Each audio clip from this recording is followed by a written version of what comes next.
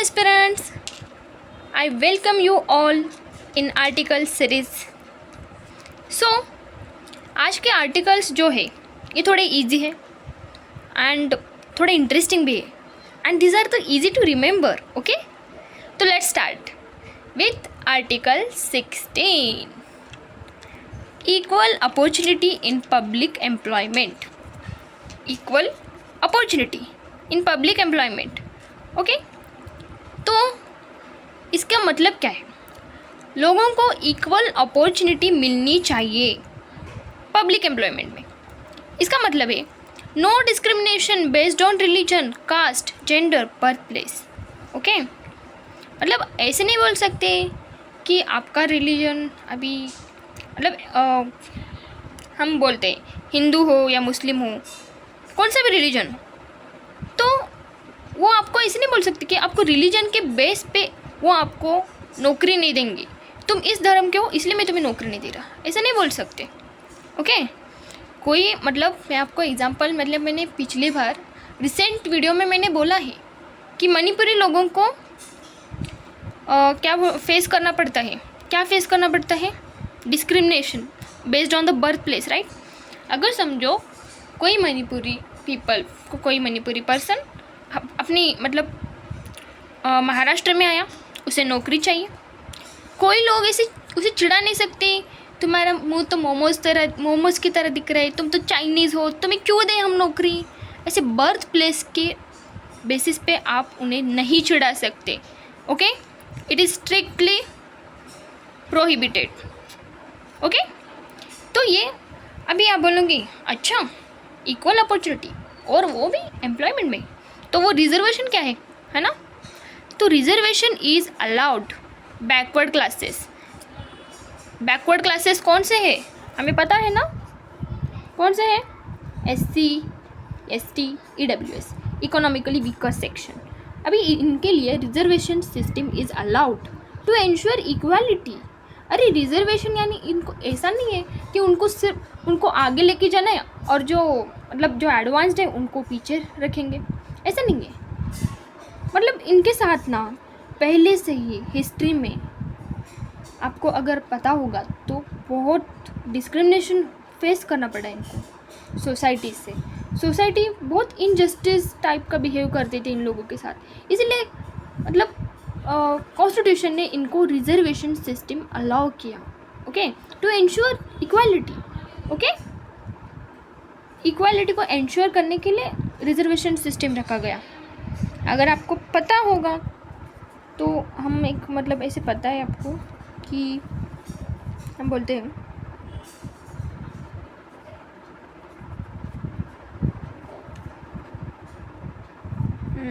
No this is not. ये जो है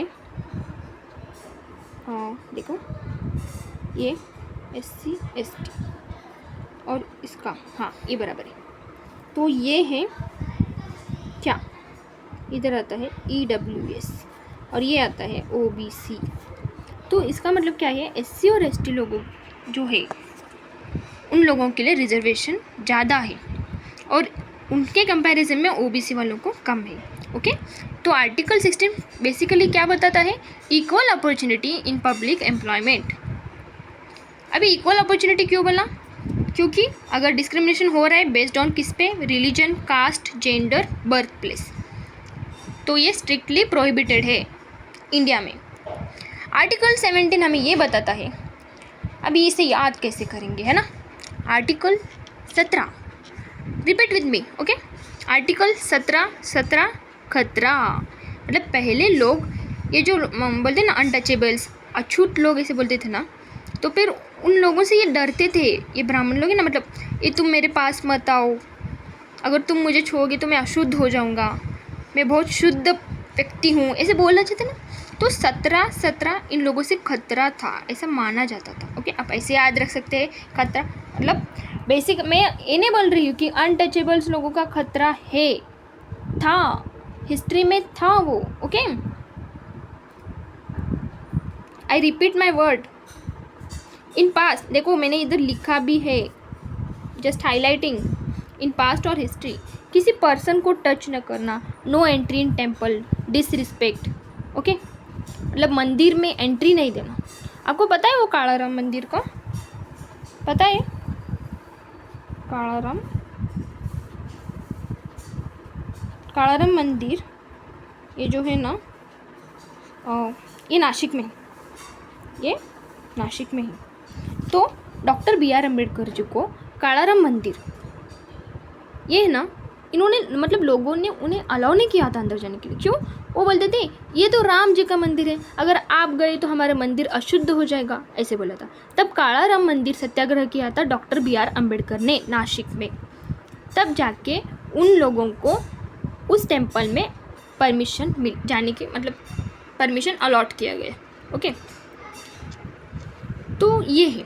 और मैंने सुना है, मतलब मेरे फीड में आया था, it was in my feed, that जो हमारे प्रेसिडेंट है, राष्ट्रपति रामनाथ कोविंद जो थे, फॉर्मर प्रेसिडेंट, तो वो उनका कास्ट एससी होने की वजह से जो जब वो टेम्पल में एंट्री कर रहे थे, जब वो गए थे ना, उनके जाने के बाद पूरा मंदिर धोया गया। उस पुजारी ने अलाउ नहीं कर रहे थे उनको एंट्री, फिर भी राष्ट्रपति है, चलो इतना तो मान रखा राष्ट्रपति है बोल के अंदर तो आने दिया, अच्छा है। लेकिन बाद में वो जाने के बाद पूरा मंदिर धोया गया। देखो, मतलब ये कोई हिस्ट्री की बात नहीं बता रही मैं, सिर्फ ये 21st सेंचुरी की बात बता रही हूँ। ओके, मतलब लोग धर्म, कास्ट, रिलीजन, कास्ट को कितना वैल्यू देते हैं, कोई पर्सनैलिटी से ज़्यादा वैल्यू देते हैं। देखो प्रायोरिटी किस चीज़ को दे रहे हैं लोग। तो ये अगर आप फिर भी अनटचेबल, मतलब ये अछूत मानना, ऐसे उनको डिसरिस्पेक्ट करना, अगर किधर भी दिखाई दिया तो it's considered as punishable offence. और ये एक्ट आया था 1955 में ये एक्ट आया था। ओके, तो उसको चेंज करके हमने बनाया प्रोटेक्ट, ये देखो नाम बदल दिया हमने अनटचेबल्स नहीं बोला, वो एक्ट का नाम चेंज किया हमने, सिर्फ protection of civil rights. Okay, ये हमने नाम रख दिया। तो एग्जाम्पल मैंने क्या दिया है, doctor B R Ambedkar were faced this by society. अगर मतलब मैं एक टीवी शो देखती थी उनके बारे में जो रिलेटेड था, तो मैं खुद देखती थी कि कैसे, हाउ इट्स पॉसिबल, सोसाइटी इतना नीचे कैसे गिरी हो सकती है। उन लोगों को मतलब बहुत कुछ फेस करना पड़ा है गाइज। तो ये है article 17, abolition of untouchability. Next है article 18, abolition of titles such as Raja, Rai Bahadur. ये जो अपने नाम के आगे बड़े बड़े टाइटल्स हैं ना, वो नहीं लगवा सकते। ओके, क्योंकि ये जो है ना, ये ब्रिटिश लोग देते थे, वो भी क्या पपेट बनाने के लिए, अपना कोई पपेट बनाने के लिए नाम देते थे। अरे तुम तो राजा हो, तुम तो राही बहादुर, मैं तुम्हारा नाम चेंज कर दूंगा Rahi Bahadur. Okay, because this were practised during colonial era. But exceptions क्या है, मिलिट्री, एकेडमिक टाइटल्स। मिलिट्री अगर मतलब जो कर्नल, जनरल, ये जो टाइटल्स है ये आप लगा सकते। क्यों लगा सकते हैं? एक्सेप्शन क्यों आई इधर? बिकॉज ये आपकी मतलब क्या बोल सकते हैं हम, हार्ड वर्क है, आपने वो काम किया है, ये वर्क रिलेटेड है ना, ये थोड़ी ना राजा। अगर आपको कोई, तू तो राजा है, अगर आपके नाम के सामने कोई राजा बोला तो अब क्या आप राजा है? सच में नहीं है आप राजा, राइट?